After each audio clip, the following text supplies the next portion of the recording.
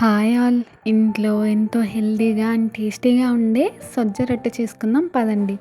Onion, పచ్చిమిర్చిని paste చేసి పక్కన పెట్టేసుకోవాలి. ఇప్పుడు సజ్జ పిండిని ఒక బౌల్లోకి తీసుకొని కొద్దిగా జీలకర్ర, మనం ఇందాక పేస్ట్ చేసుకున్నాం కదా ఆనియన్ చిల్లీది, అది వేసేసి కొద్దిగా సాల్ట్ వేసేసి కొద్దిగా వాటర్ వేసుకుంటూ బాగా మిక్స్ చేయాలి. ఈ విధంగా బాగా మిక్స్ చేయాలి. కన్సిస్టెన్సీ అనేది వీడియోలో చూపిస్తున్నట్టుగా ఉండాలి. కన్సిస్టెన్సీ అనేది ఈ విధంగా రెడీ అయిపోయిన తర్వాత ఒక పేపర్ తీసేసుకొని దానికి కొద్దిగా ఆయిల్ అప్లై చేసేసి ఈ విధంగా ఒక రౌండ్ బాల్ లాగా తీసుకొని ఈ విధంగా ఈవెన్గా స్ప్రెడ్ చేసుకోండి. దీనికి చపాతీ కర్ర సహాయం అన్న తీసుకోండి, బట్ ఇరగకుండా ఈ విధంగా రౌండ్గా స్ప్రెడ్ చేసేసి రెండు సైడ్లు కాల్ చేసుకోవడమే.